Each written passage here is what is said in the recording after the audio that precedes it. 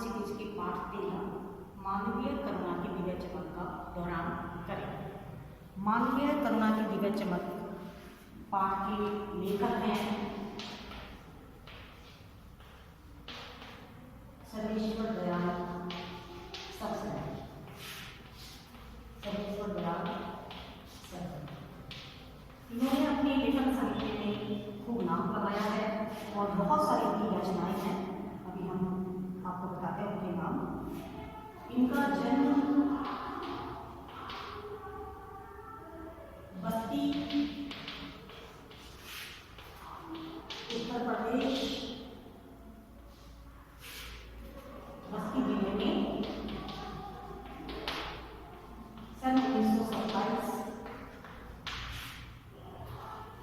में हुआ। इनकी जो प्रमुख पुस्तकें हैं, रचनाएं हैं, उनके नाम उन्होंने बहुत योगदान दिया हिंदी साहित्य को। इसमें रचनाएं हैं काठ की बंदियां,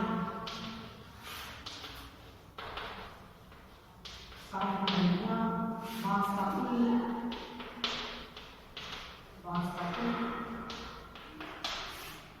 एक सुनी नाव, गर्म हवाएं,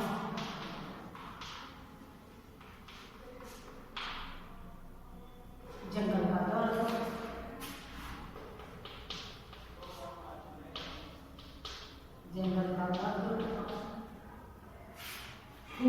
खूंटियों पर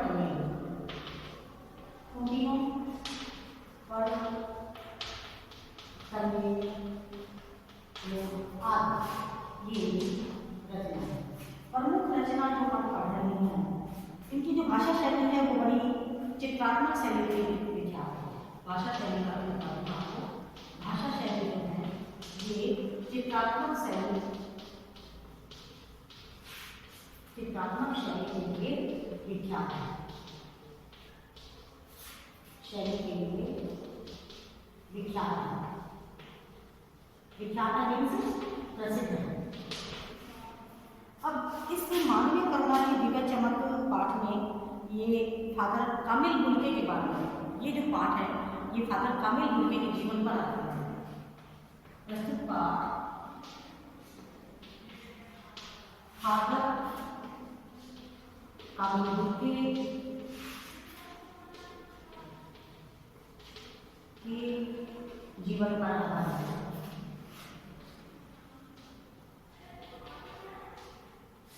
ये फादर कामिल बुल्के, इनको एक बड़ा दुख है, लेखक सर्वेश्वर दयाल सबसे को एक बड़ा दुख है कि फादर ने अपना पूरा जीवन लोगों की भलाई में गुजार दिया, लोगों को अपना बनाने में लगा दिया।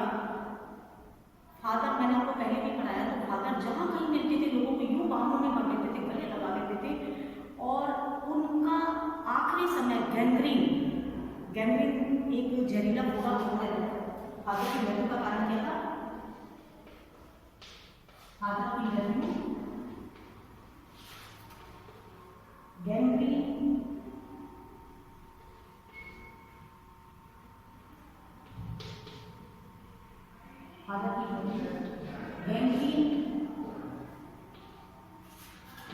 होता है जहरीला बुरा।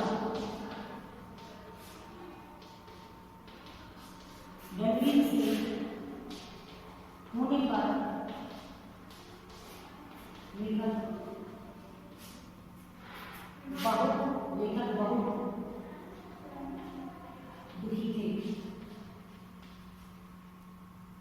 लेखक बहुत दुखी थे। उन्हें लगता था कि ईश्वर ने उन्हें गैंग्रीन क्यों दिया, उन्हें बुढ़ापे में ऐसा दुख क्यों मिला। हमेशा वो साबुनों जैसा लंबा चोला पहना करते थे, बाहें और आंखें हमेशा लोगों को गले लगाने के लिए आतुर रहती थी। लेखक ने 35 सालों तक इस प्यार को महसूस किया। लेखक ने 35 सालों तक इस प्यार को महसूस किया और उन्हें याद करना एक संगीत के समान लगता है। लेखक आज भी जब उन्हें याद करता है तो लगता है एक संगीत उनके कानों में गूंज रहा है और करुणा में स्नान पूरा शरीर, मतलब जब उन्हें याद करता है तो लगता है कि करुणा में पूरी तरह से भीग गया। दया की मूर्ति परिमल के सदस्य के रूप में थे।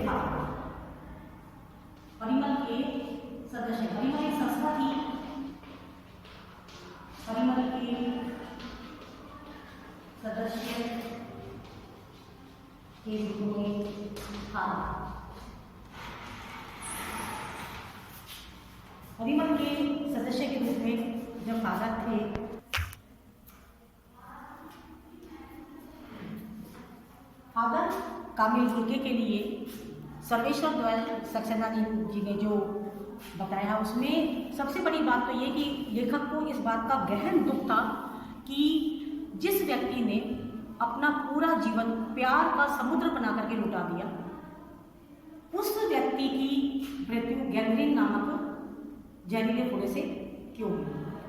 यहाँ पर लेखक बताते हैं कि परिमल के सदस्य के रूप में फादर थे। परिमल एक संस्था है। लेखक इस संस्था के सर्वोच्च, किसी भी रूप में आप मान लीजिए, एक ऐसे व्यक्ति जिसके बिना वो संस्था चल नहीं सकती। हर एक छोटे से छोटा बच्चा और बड़े से बड़ा व्यक्ति उनका पूरा आदर सम्मान करता था। फादर के चरण स्पर्श करे बिना उनके जीवन की, उनके दिन की शुरुआत नहीं होती। फादर परिमल से जुड़े हुए जितने भी लोग थे, वो सब अपने घर में होने वाले एक एक प्रोग्राम, एक एक सामाजिक और पारिवारिक कार्यक्रम में उनके बिना नहीं होता था। फादर कामिल गुल्के उनका सबसे पहला और महत्वपूर्ण सदस्य हुआ करते थे। फादर का जो पारिवारिक जीवन है उसमें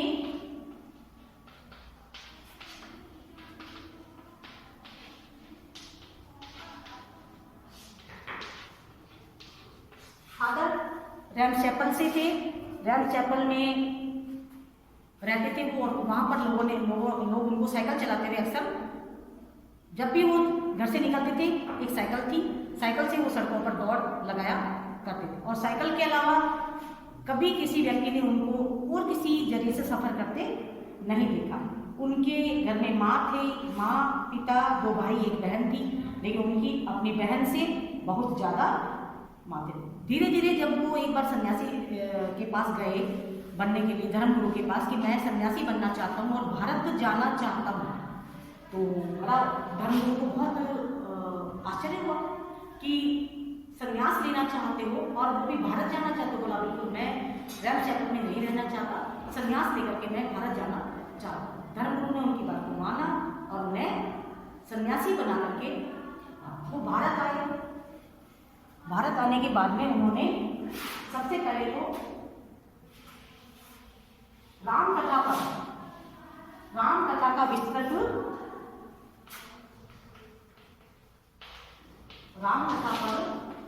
विस्तृत विवेचन किया। रामकथा कौन सी? हमारी रामायण।